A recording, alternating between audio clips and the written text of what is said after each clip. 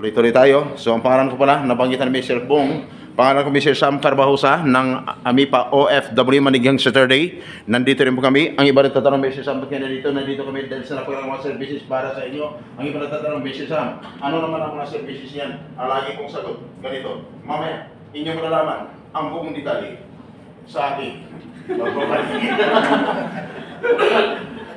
Parang, yung sa likod, galing dito kay sir, kung gusto nyo yung dito, kasi magbigay ako ng certificate, ako magbigay ng certificate, within 3 minutes, na-consume niyo ng 3 minutes, hindi pa nabigay lahat ng certificate, yung galing dito, yung nakaupo dito, hanggang sa likuran, so, balik na lang kinabukasan, ha? Kasi nga, para hindi na mahirapan. Kaya pahintayin ngayon dyan, ang mga size, di ba? Dito pwede, patayin natin ang aircon. Pwede patayin ang aircon. No? Di ba, kailangan tiisin nyo ng lamig. Kasi, iinit din yan. Patayin natin ang aircon. Patayin natin ang aircon para hindi kayo lalabigin ng sobra. Kasi baka aandara yung ano nyo, arthritis. Diba?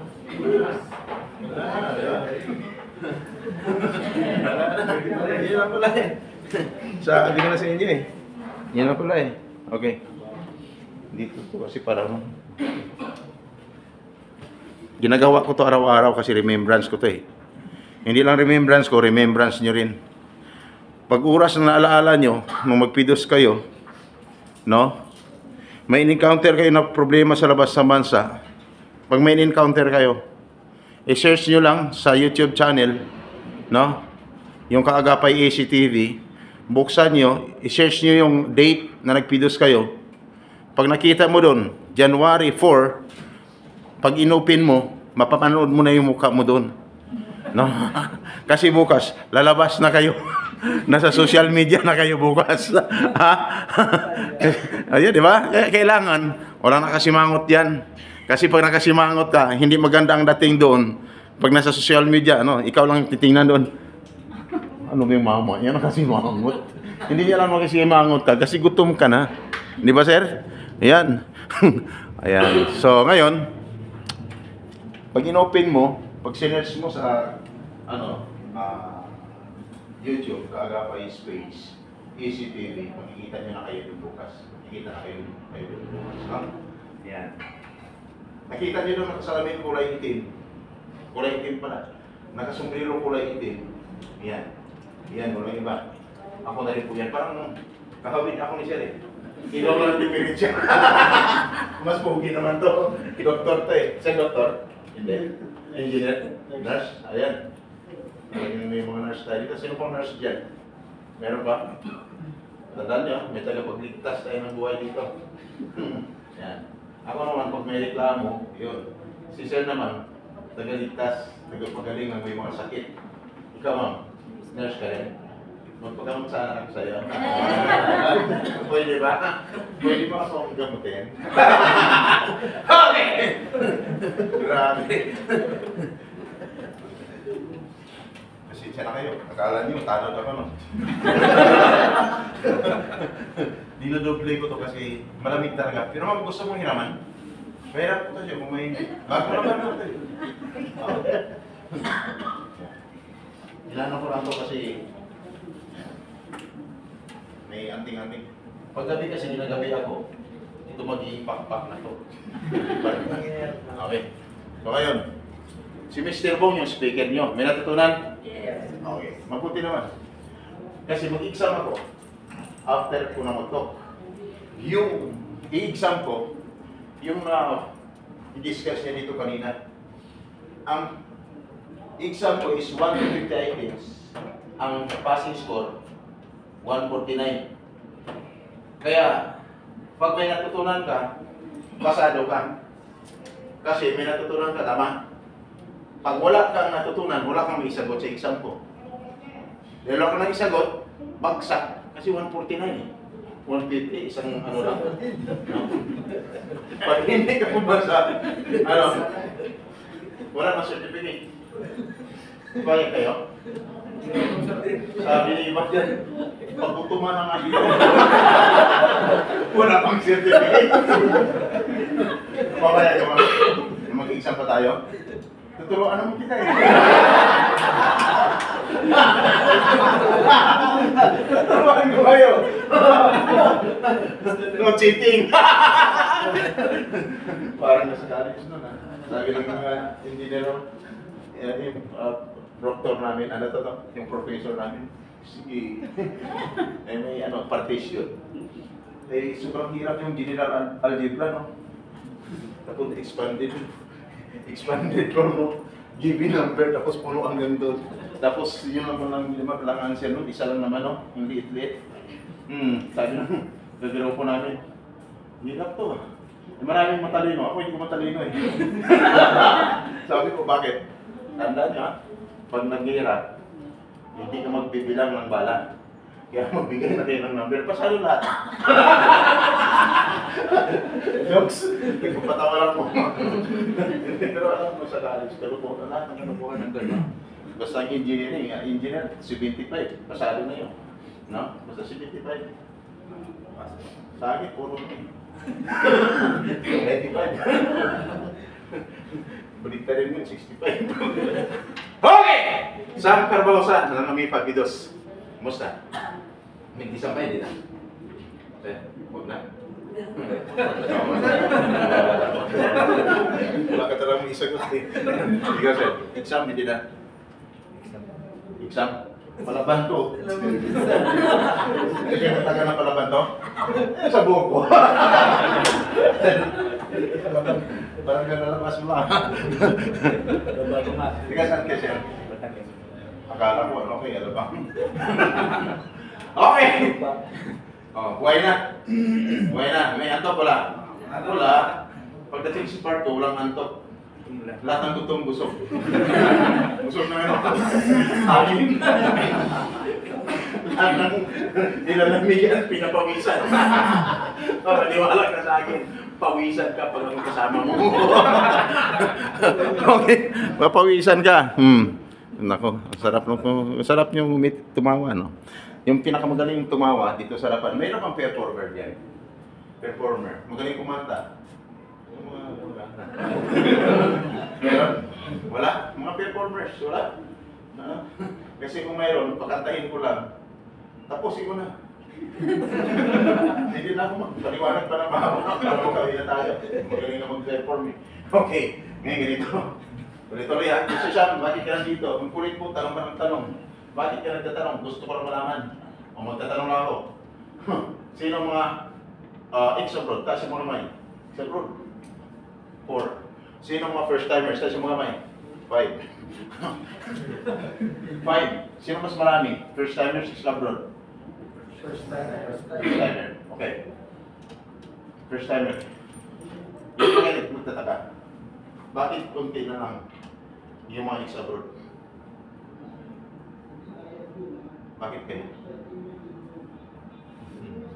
Sa araw-araw ko na pagtatanong dito, minsan wala na talagang tumataas ng mga ex-abroad. Wala na tumataas ang kamay. Pero wala pa rin tigil yung mga OFWs na nagsisialisan. Bakit kaya? Wala kang bumabalik sa labas ng bansa. Ikaw. Pagkatapos mo sa loob na 2 taong kontrata sa labas ng bansa, babalik ka pa ba? Sabi niyo, bakit ano ba mayroon doon? Ano ba mayroon doon? Di ba sinabi kanina ni Mr. Bong? Sinabi? Ano ang PIDOS? Ang PIDOS, napakalaga para sa mga OFW. Ang purpose, upang niihanda ang sarili pagdating sa labas ng bansa sa kakaharapin na panibagong hamon at mga pagsubok sa labas ng bansa. First timers, may mga hamon at mga pagsubok.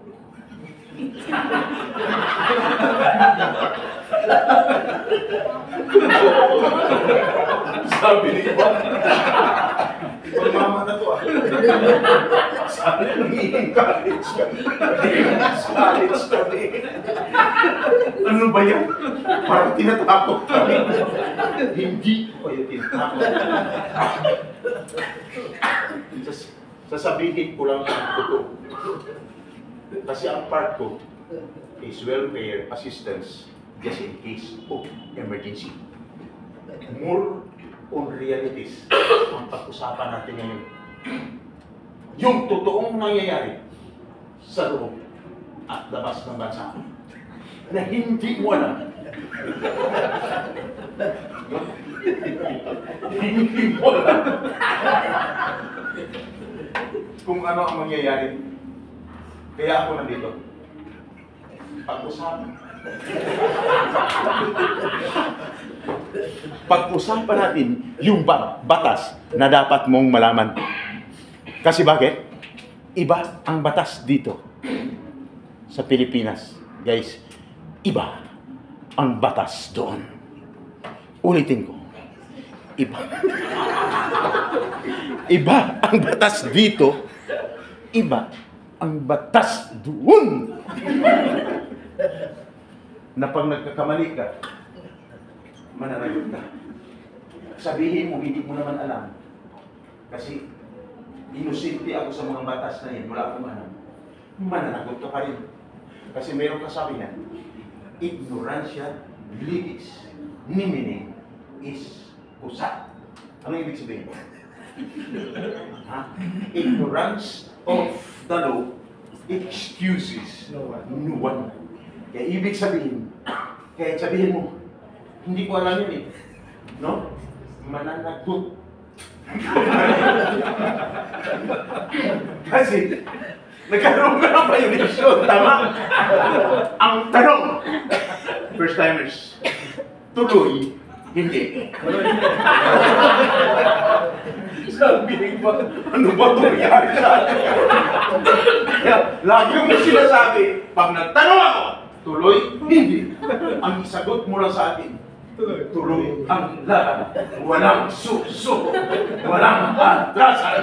Pero, pagkabisado mo yan, tapusin ko lang agad ang pidos. Hoy!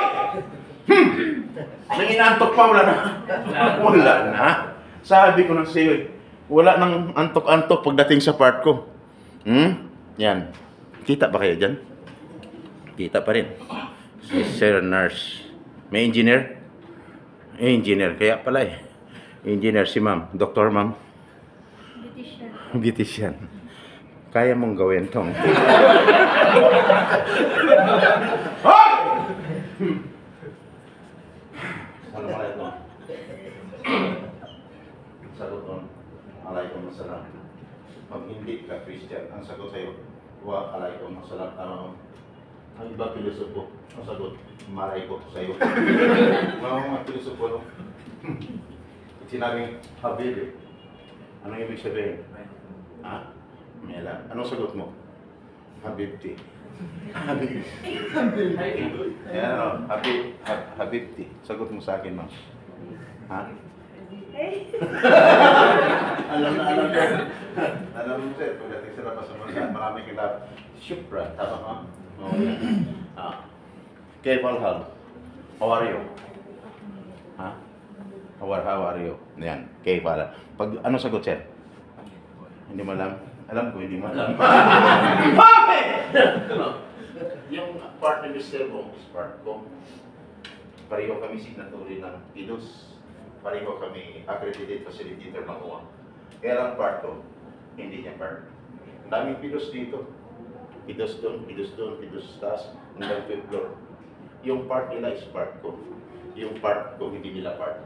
Bakit? Welfare assistance, just in case of emergency. May problema. No? Hindi lang dito sa Pilipinas, hindi lang sa labas ng bansa, pati dito sa PIDOS. Minsan, bakit banggit mo, pati sa PIDOS may problema, pati sa Pilipinas. Nung magtanong ako kanina, may first timer, may ex-abroad. Kaya tanong ko, ex-abroad. Sunod na katanungan, Isigaw niyo ha. Iparinig niyo sa mga first timer dyan. Tama ba first timer? First timers, pag marami. Ha? First timer. First timer. With this. Pag marami. Okay! Ngayon, Exabroad, magtatanong lang ako. Isigaw niyo, parinig niyo sa kanila. Exabroad, ang sagot niyo isa lang ha. Either masarap lang o hindi. Exabroad, masarap buhay o FW hindi. Masarap. Ha? Masarap. Mabuti naman. For the first time na narinig ko na masarap. Pag hindi ka sumasahod, masarap buhay o FW hindi. Hindi. Hindi. Pag laging delete ang sahod, masarap buhay mo hindi. Hindi. Hindi. Pag nalungkot ka kasi malayo ka sa pamilya, masarap buhay o FW hindi. Hindi. Kadalasan sagot dito hindi. For the first time ang sumagot masarap. Kung sumasahod ka ng malaki, updated yung pagpapadala, sahod, pagpapadala, no? Masarap. Pero kadalasan ang sagot dito sa akin, hindi. Nung marinig ng mga first timers, hindi. Sabi ng iba, ha? Bakit? Masubukan mo yan, maramdaman mo yan. Pag hinatid ka pa rin sa airport, doon mo na maramdaman. Tatanungin kita. Pag hinatid ka ng mahal mo sa buhay, hanggang sa pumasok ka na sa boarding gate, gusto mong balikan ang asawa mo at halikan. Masarap buhay mo hindi. Pakiramdam hindi. Hindi. Hanggang sa sumakay ka na ng plane, unti-unti nang umangat ang plane, hanggang sa nagtago na doon sa may ulap. Gusto mo pang silipin doon sa may bintana, yung mahal mo sa buhay, baka nandoon pa. Masarap ang pakiramdam hindi. Hindi. Kasi hindi mo na magawa yun. Hanggang sa bigla, unti-unti na naglaho. Hanggang pagdating sa labas sa bansa, magtrabaho ka na. Nung magtrabaho ka, nakaramdam ka ng pagod, gutom, gusto mo silang tawagan para mag-serve sa iyo ng pagkain. Hindi mo magawa-gawa kasi wala naman talaga sila doon. Yan ang ginawa mo para makakain ka kasi sobrang kang gutom. Nag-serve ka na lang ng pagkain sa sarili mo. Ang tawag noon, ano? Self-service. No? Hanggang sa kumain ka na, habang kumakain ka, wala kang makita ni isa, ikaw lang mag-isa, kasama mo, hindi mo naman kilala, hindi mo naman kakilala ang ugali kung may kasama ka, pero may isa kang naalala, yung cellphone mo habang ikaw kumakain, sobrang lungkot, tinawagan mo ang mahal mo sa buhay. Dahil malakas naman ang signal, no? Hindi lang tawag, binidyo call mo pa. Nung binidyo call mo, nakita mo siya sa cellphone, nakita ka rin niya, tama? Medyo makaramdam ka ng masarap. Masarap na pakiramdam. Pero nung bigla mag-brown out, nawala ng signal, nawala siya, nawala ka rin. Tama? Masarap ang pakiramdam. Hindi na! Tama? Makapag-isip ka, nababawi na lang ako pagdating ng sweldo. Nung sumahod ka, padala ka agad. Medyo gumaan ang pakiramdam. Masarap ang pakiramdam na kasi nakabawi ka na. Pinadalhan mo siya. Masaya din siya. Masarap ng pakiramdam. Pero ang tanong, sino ang may masarap ang napakiramdam? Pinakamasarap ang pakiramdam. Ikaw na nagpadala o kung siya na tumatanggap lang ng padala mo? Siya ang pinakamay masarap na pakiramdam. Bakit? Hindi pa naubos. Pumasok na sa kanyang isipan. Wow, may kasunod pa to. Tama. Kaya, nung maubos na wala pa isang linggo, 15 days pa lang, kinukulit ka na. No? Kaya sabihin mo, monthly, hindi by month ang sahod namin. Monthly. Ang problema, natapos ng isang buwan, wala ka pa rin sahod. Problema hindi. Problema. Totoong nangyari, hindi. Totoo. First timers. Totoong nangyayari. Kaya dapat ihanda mo ang sarili mo pagdating doon. At ito ang pinaka-number one. Dapat! As OFW, alamin mo ang pinasukan mo. Alamin mo. Alamin mo ang pinasukan mo. Dito ko parang sa Pilipinas, kung ano ang pinasukan mo. Kasi bakit? Iniisip ko lang kanina, may certificate ka na. Pagkatapos ng certificate, uwi ka na. Maghintay ka ng araw aalis ka na. Ang tanong, sure ka na ba? Sure ka na ba? Kampante ka ngayon. Kasi nasa Pidos ka na. Magtatanong lang. Kanina, ang naramdaman mo is 100%. Ang excitement mo. Kasi, tapos ang Pidos. Super excited ka. Ang problema, pumasok ako ngayon. Sa mga marinig niya sa akin, malamang, yung excitement mo, mauubos yun. Kasi bakit? Hindi mo naman alam doon ni Mr. Booking, ako naman nagsabi. Di ba? Kaya magtatanong ako, at pag alam ko na may nangyari sa'yo, magbawas ako ng 20% sa 100% na excitement mo. Hanggang 5 lang naman yun eh. Tuwing may nangyari sa'yo, magbawas ako ng 20% bawat may nangyari sa'yo. Kaya dito mo malalaman, Mr. Sam, ano yan? Eto, magtatanong, unang tanong, lahat ba ay nakapag-sign ng kontrata, taas yung mga may? Sino nakapag-sign ng kontrata, taas yung mga may? Nakapag-sign ng 4. Sino ang hindi pa nakapag-sign ng kontrata, taas yung mga may? 5. 4 times 5 equals 20. Mas marami ang hindi nakapag-sign ng kontrata. Pero nung magpataas ako ng kamay, pangalawang beses na, mayroon talagang hindi tumataas ang mga kamay. Sa mga hindi tumaas ng kamay, magtatanong nga ako sa inyo. Ano kayo?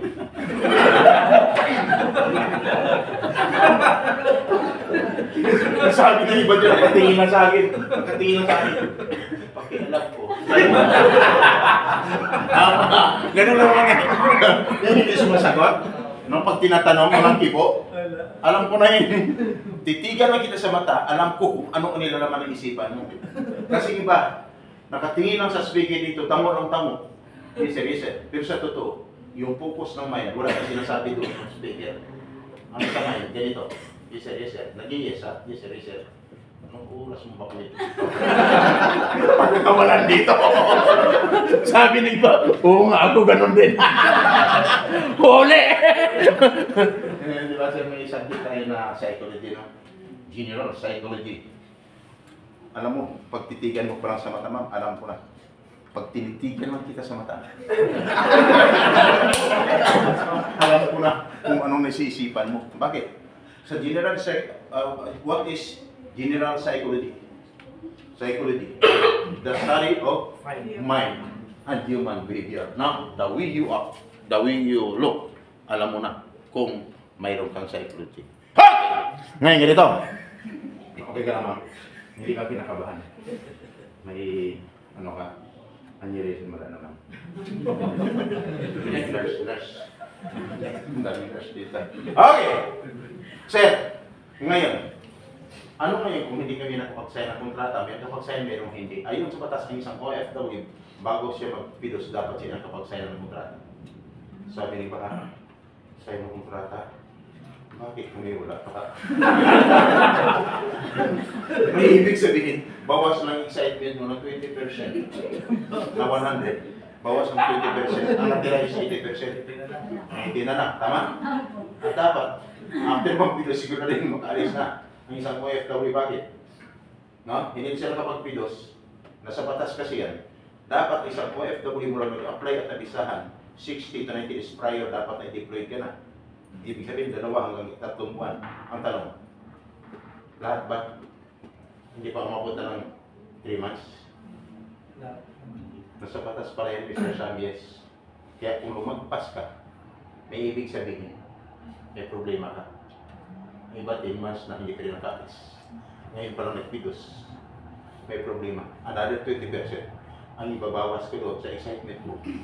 Ang natira 60%. At dapat kailan makalis. Kasi hindi na na-comply na itong mga requirements. Hindi na nakapag-pidos.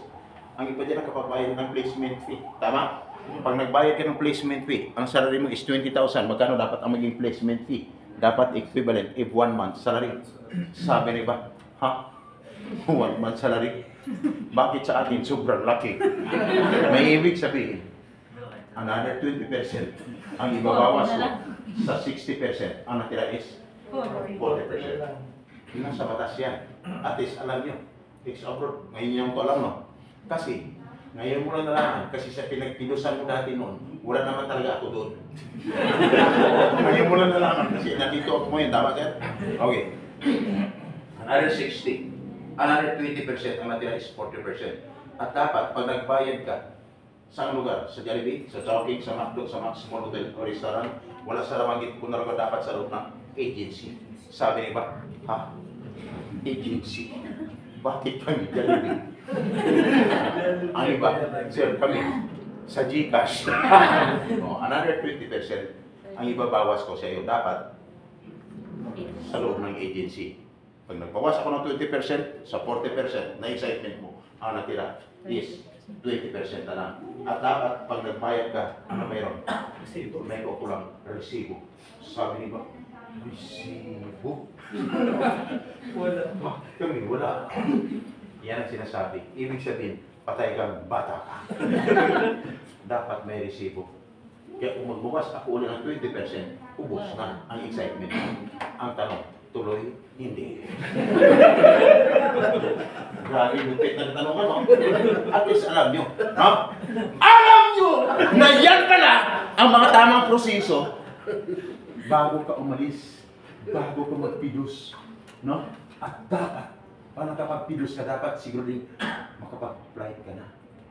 Sakit ang ulo, no? Ang dami niya na baon sa utang. Hindi na nakaalis, no? Baon sa utang, ginawa ni Mr. lahat ng paraan para lang makapaghiram ng pera pambayad sa placement fee. Ang nangyari, ilang buwan, hindi pa rin nakaalis. Nung pinapalo up, hindi na makontak yung tao. Yung pala, biktima na siya. Nauwi sa Ma'am Hiwalayan. Ma'am, si Mr. ba ng utang para lang sa placement fee mo? Ha? Huwag naman sana mangyari. Kasi pag nangyari sa'yo, naku, nahihirap yun. Di ba, nandito naman ako.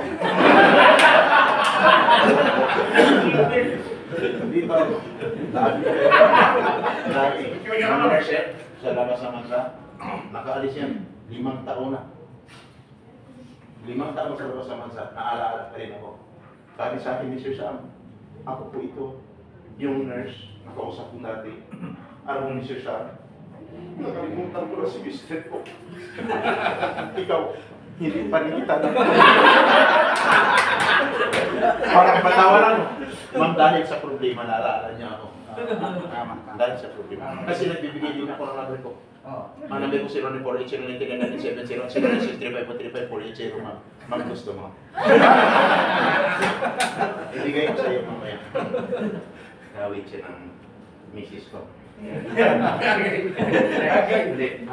Ako tumulong sa tatay niya. Guys, ano man ang mangyari, nangyari man sa iyo ngayon, meaning to say you are a victim of illegal recruitment. Yung binanggit ko, that is a violation of Republic Act 8042 of Anti-Illegal Recruitment or 10022 as amended of Anti-Human Trafficking Violation. Pag nahuli ang suspect, 3 lang nagturo sa kanya sa atin habang buhay na pagkabilanggo, non-bailable offense. Mamatay siya doon sa loob ng kulungan. Sir, bakit alam mo? Yan ang trabaho ko mula noon hanggang ngayon. Kaya pag pinapaikot ko yung kamera ko, pag may natapatan ng kamera ko at biglang nag-blink ang cellphone ko, may ibig sabihin. May ibig sabihin, positive. Positive. Pero parang wala naman, no? Okay. Wala. Okay, mag-alala, walang subject sa loob. Nahuli ko kasi, pag hindi ko nahuli sa labas, dito ko nahuli sa loob ng pitos. No? Parang wala naman, kahawid lang ninyo. Yung hinahanap ko, wala. No? Si ma'am, may kahawid eh. Okay! Ngayon ganito. Nangyari man sa'yo, inform ang agency. Sa Pilipinas, inform nyo ang agency. Para hindi naman sila madamay. Kasi maraming gumagamit kasi pangalan ng agency, kawawang yung agency. Nahuli yung suspect sa labas, pati agency damay. Bakit? Ginamit eh. Ang tawag noon, accessories of the crime. Para makapangulimbat ng malaking halaga sa mga OFWs. Katulad na banggit ni Mr. Bung kanina, tama? Yan.